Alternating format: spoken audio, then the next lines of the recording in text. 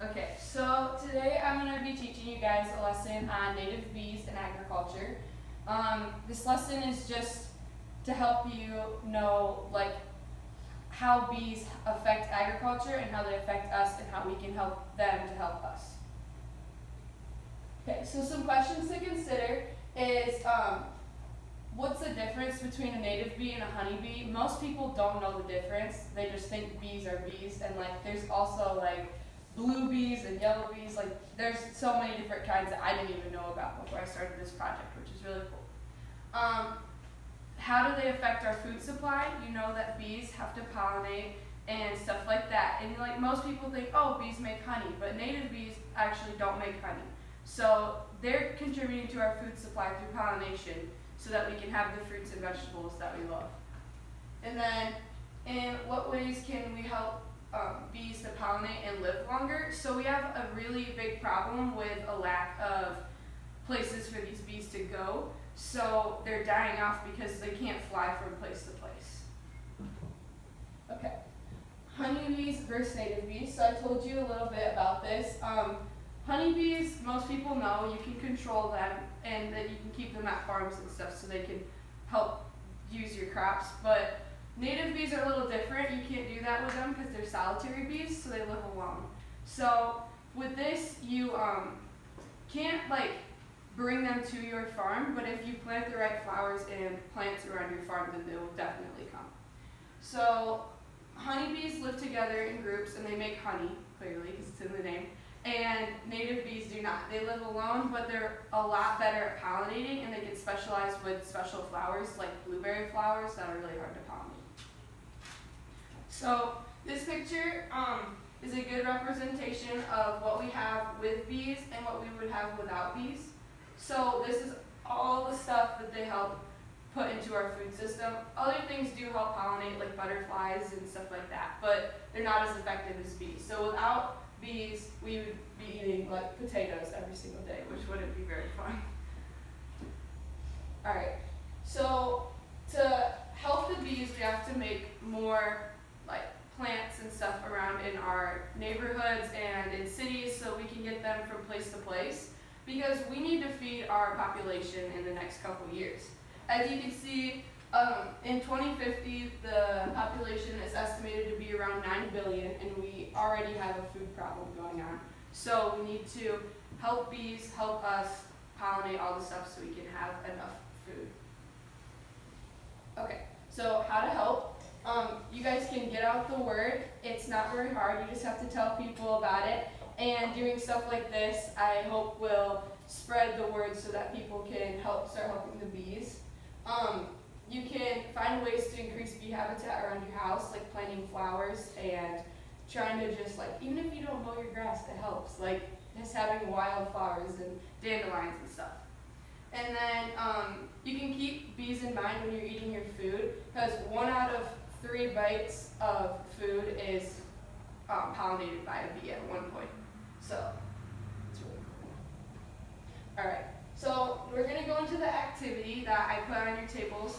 It's a map activity, and you're going to work with your team to plant stuff on your map to help the bees travel from place to place. So most bees can't fly very far because they're so small. So if they don't have places to stop and eat or rest, then they're not going to make it back to their house to repopulate and everything. So keep that in mind on your map. There's a 1 mile thing on here that shows so that you can figure out how far you should have stuff. And then you're going to place all your plants first. These grass pieces represent prairie plants, which is wildflowers and grasses. And so do these little ones, are just smaller patches of them.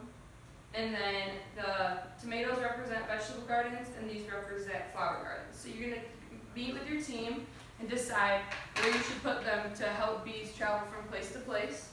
So you're going to do that first, and then we're going to put all the bees on there in their desired place where they like to live. So if you guys want to place your plants on your map, keeping in mind how far they will fly.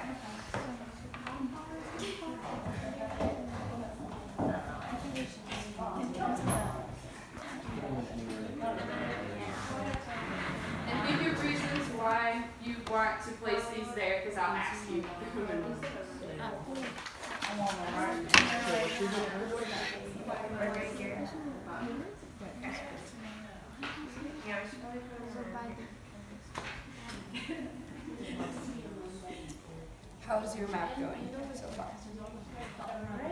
Okay. Why did you guys decide to put the prairie plants along the roadside? Because there weren't other plants in there. We're just kind of trying to find stuff where distance. Yeah, you can fill in empty space. That way too, you don't have to mow the roadsides, which is also helpful for people. Hey, Maddie. Yes.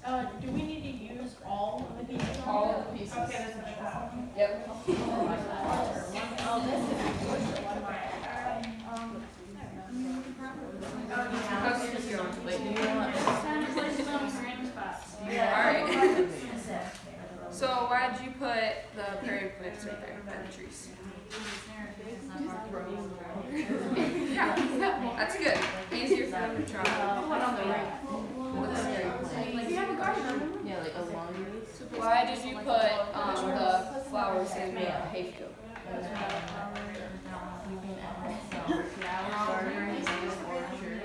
Yeah. What could be a problem with that if you have wildflowers in your hayfield? We could really put some. Yeah, you're gonna bail it. So if you have wildflowers that are toxic to horses in your hayfield, that could be an issue at times.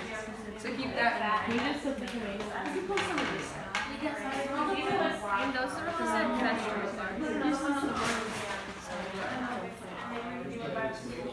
So why did you guys decide to put vegetable gardens by the house?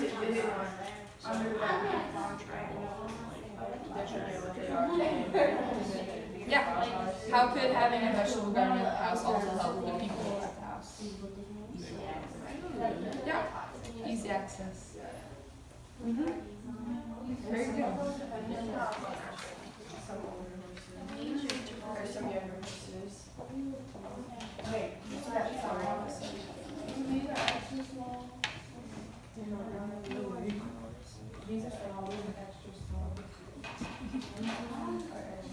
Okay, do you all have your plants on your maps?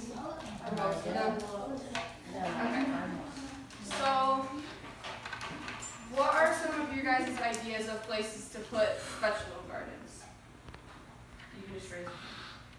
We put some of our vegetable gardens by the school and the houses because some people have their own. Yeah. That can also help people, right? So like you're feeding yourselves and the school while also you're helping the bees so they can get from place to place. Okay, what else did you guys do? I put them in like a pumpkin thing, whatever that looks like. That's pumpkin. And then vegetable. Yeah. So you can have more different types of food in one area to help with different kinds of bees. Cool. Okay, so now we're gonna do the next part, which is the bees. It's really hard to read up here, but I have paper so I can tell you. So the first one we're gonna do is the bumblebee. That's the bee that is not solitary. Bumblebees will live together. It's the yellow one. So these bees are also the ones that can fly the farthest, so they can cross over the road on your map. So you can put them wherever you want to, and they don't have to be spread apart that much because they live together. So put them on your map where you think would be best fit. Bumblebees are also good at pollinating pretty much anything on your map. So they're not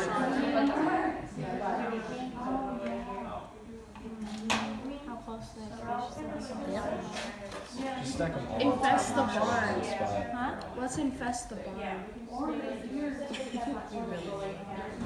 We're those kind of people. Let's sting Mr. Wood. It wasn't even what you. Wait, no, there's nothing there. What if I want some? They can go. She said that, yeah, she said they can cross over the roads. Does everybody have their bumblebees on their map? Yes? Okay. So the next one we're going to do is the sweat bee, which I believe is green. Yes, green. And the sweat bees are small, so they can't fly very far, and they're also solitary bees, so they live alone. So you don't want to put too many in one area, because then they will fight and kill off more bees, which you don't want. So, well, yeah, they're solitary. They don't Then I don't want to want put it by the school. Oh no, not to people. Not to. No.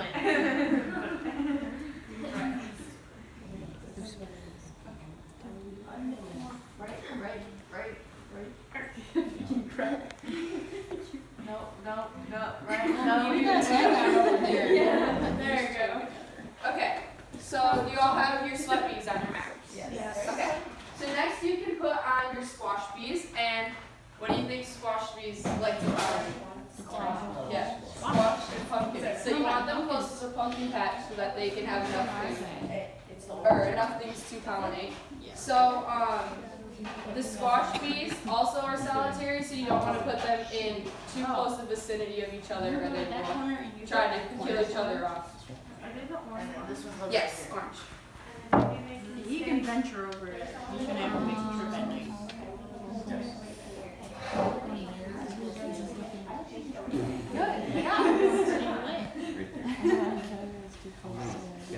I feel like you're foster parents. Yes. We have one in the pumpkin. Okay. Can we do one all the way to there? Does any of this small town? Wait, are they social or not social? No. The next one we're going to be doing is the mason bee, which is blue.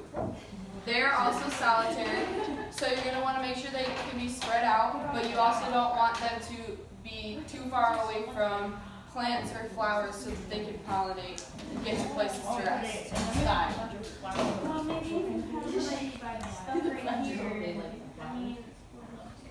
They don't have to be directly in a garden or flower patch, but they have to be close enough to reach it so they have enough sources of food. I was thinking put it on the street.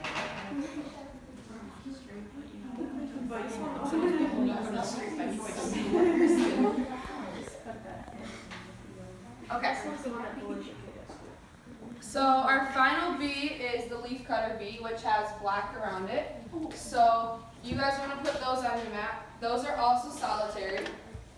So make sure they're not too close. A lot of native bees are actually solitary and they live alone. And most of them are ground bees, or they live in small holes in tree bark and stuff. So they make their houses that way instead of large hive. Yeah. And most of the time, one native bee can pollinate faster than a whole group of honeybees together because they're not focused on making honey as well as pollinating. Okay, so all of your maps completed?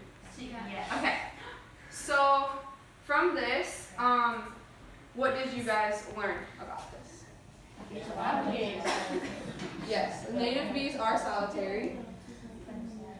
What do you guys think we could do in big cities to try to get bees to come to there as well, so we could have gardens and stuff like that? What? Gardens, parks, yep. Yes. What about window boxes of flowers or rooftop gardens or something like that? Yeah. Rooftop gardens are a really cool thing because they also help with heating and cooling the building as well. So they help the people and they help. You can also grow food on them or flowers, so that's cool, and they help the bees. So this is ways that we can help with. This is the way we can help with getting native bees or bees in general around to different places, so we can get more food pollinated, so that we can help with feeding the people, feeding the population, and stuff like that. Because without feeding the population, we're going to struggle, and without having any plants for bees to pollinate, they're going to die off too. So then it's going to be a big cycle that is going to be really hard to get back if we lose all the bees. So it's becoming a big problem right now with bees dying off because we're building so many parking lots and buildings and stuff like that, and not including anything like wildflowers or grasses in between, which we should really start doing. So if you guys could try to spread the word about that, we could all help a little bit in our towns to make a difference.